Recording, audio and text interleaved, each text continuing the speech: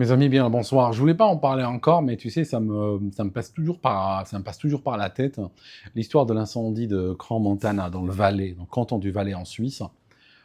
Tu sais, j'ai pas voulu reprendre la nouvelle. J'ai vu quand elle était sortie sur la presse italienne, c'est un ami qui m'a appelé, il m'a dit, la presse italienne dit que la gérante de la boîte, eh bien, elle est partie avec la caisse. Il m'a dit, au moment de l'incendie, elle a sauvé la caisse, tu vois. Ça m'a quand même si je suis sans illusion sur la nature humaine, c'est vrai que je m'attendais pas à cela. Ça m'a frappé. J'espère que c'est faux. Honnêtement, je vous dis ce que j'espère.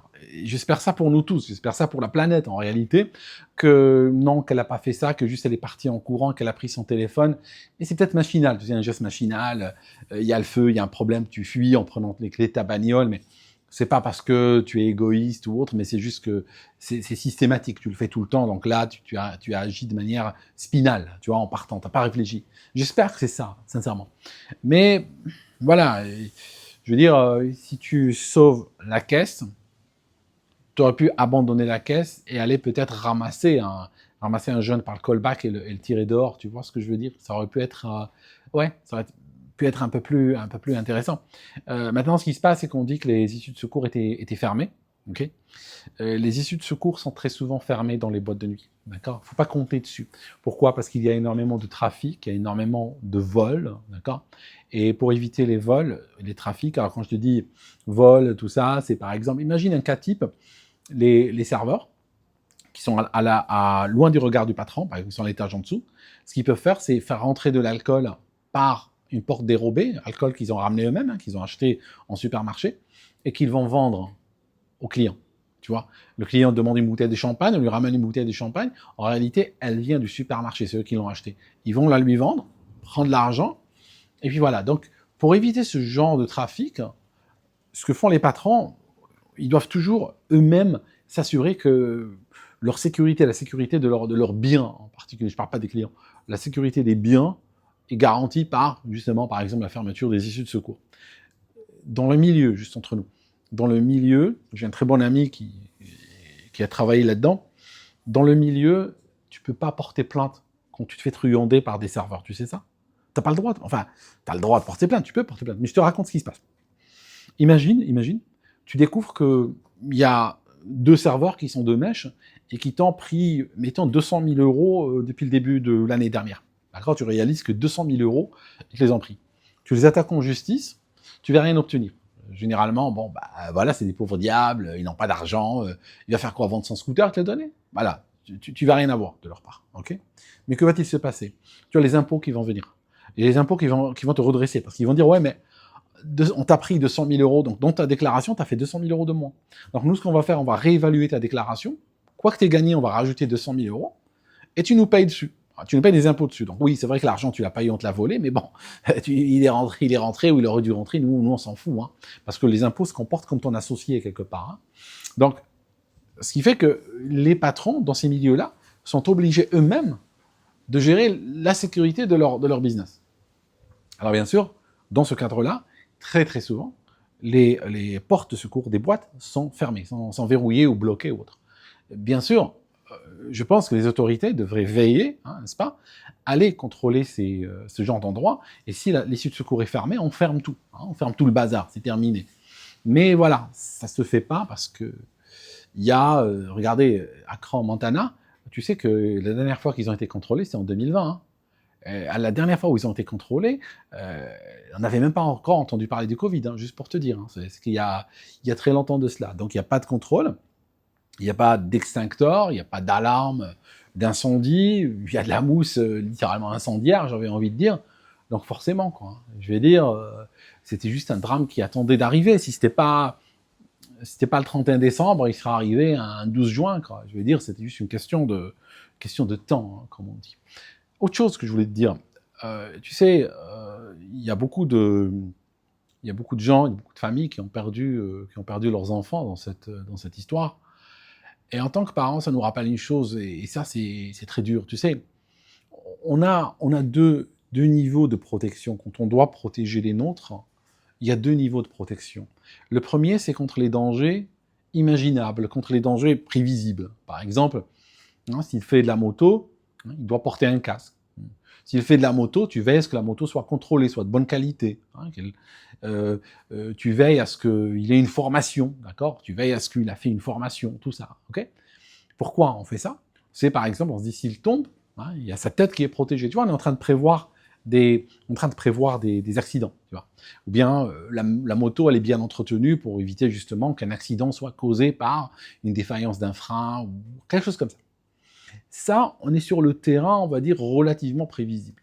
C'est un terrain qu'on peut relativement bien contrôler, bien entendu avec de temps en temps des échappées ou des sauts markoviens qui font que l'accident arrive quand même.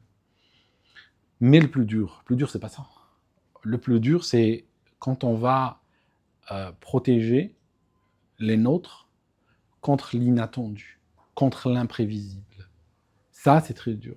Et pour se protéger contre l'imprévisible, il faut des règles.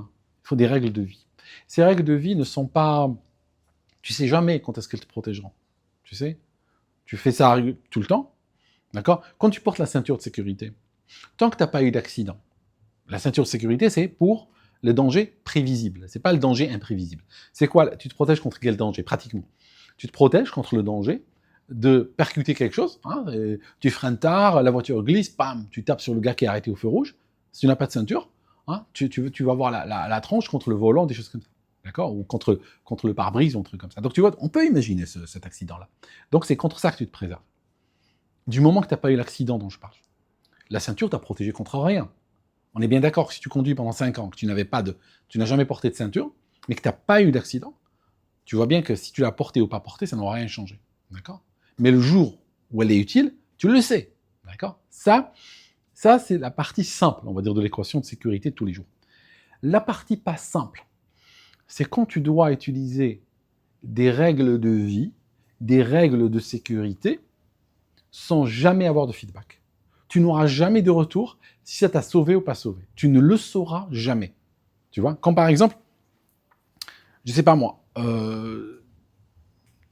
j'allais par exemple dans un centre commercial au Royaume-Uni avec ma fille quand elle avait 3-4 ans. Je marchais à côté d'elle et je m'assurais toujours que personne ne puisse arriver à elle avant moi. Ça signifie si elle commence à marcher vite, je marche vite. Si elle court, je cours. Je dois vraiment être toujours dans un cercle autour d'elle où il n'y a personne qui rentre avant. Si je vois quelqu'un qui est en train d'arriver et aller clairement vers elle, j'avance pour être rapidement à son niveau, avant qu'il n'arrive. Je me suis protégé contre quoi? J'en sais rien. J'en sais rien. Peut-être que je me suis protégé contre quelque chose, je l'ai protégé. Peut-être que ça a servi à rien. Ça, je ne peux pas savoir. Mais ça ne m'empêche pas de le faire. Tu vois? Je te donne juste un exemple. Il y a à Londres, il y a un gros insecte. Je ne sais pas ce que c'est. Alors, il y a un balcon par lequel les gens regardent, une galerie. Et je te disais que un jour, il y a un gamin, 7-8 ans, il y a un détraqué, il arrive, il le chope, il le jette par-dessus bord. Le gamin n'est pas mort, ok, j'ai le plaisir de vous le dire, il a été gravement blessé, passé des mois à l'hôpital, tout ça. Mais juste pour te dire, ce genre d'imprévu est couvert normalement quand tu es dans une logique de te préserver contre l'imprévu. Ça signifie que je suis sur un balcon, dans un endroit comme ça, je dois toujours garder une certaine distance, je dois être le premier vers mon enfant, pas quelqu'un d'autre. Pourquoi? Je ne sais pas, je n'ai pas la moindre idée. C'est ça, c'est la partie la plus difficile de la sécurité personnelle. C'est pas la partie du casque de moto, tout ça. Ça, c'est le b.a.-ba. Le casque de moto, la ceinture de sécurité, c'est le b.a.-ba. Dans le cas précis aussi, il y avait des jeunes, il y avait des gamins. Des gamins, 14-15 ans. On a des victimes à 14-15 ans.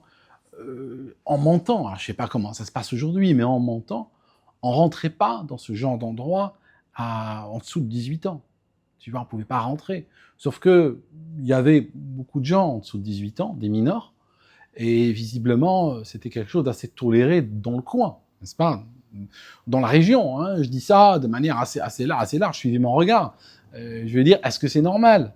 Hein, c'est pas c'était, d'après ce que j'ai entendu, c'était pas un one-off. Hein, c'est pas genre, oui, bon, c'est arrivé ce 31, je sais pas d'où ils sont venus. Non, il semblerait qu'il y avait une certaine tolérance, il y avait une certaine acceptabilité de laisser des mineurs en bas âge dans une boîte où l'alcool coule à flot et tout ça. Donc forcément, c'est pas des personnes, c'est des personnes qui ont besoin d'être encadrées.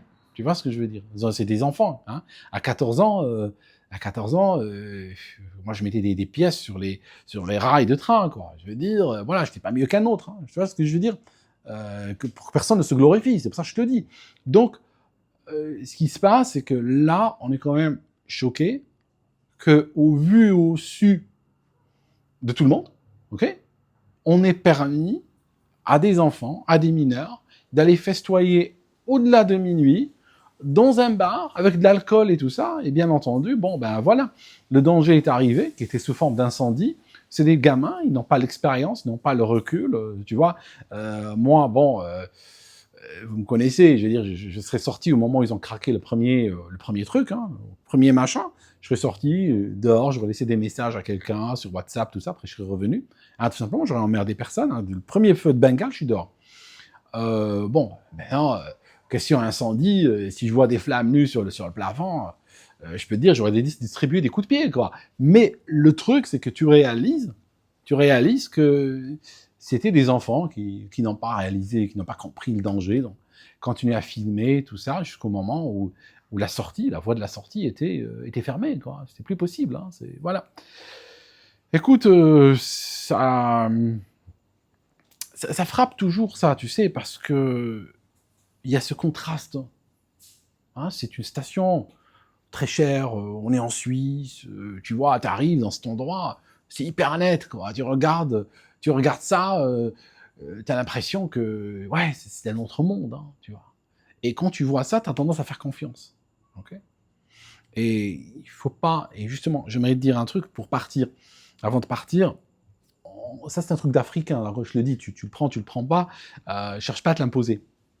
Mais en Afrique, plus tu es dans un endroit qui inspire confiance, moins tu baisses ton niveau de confiance et tu augmentes justement les contre-mesures.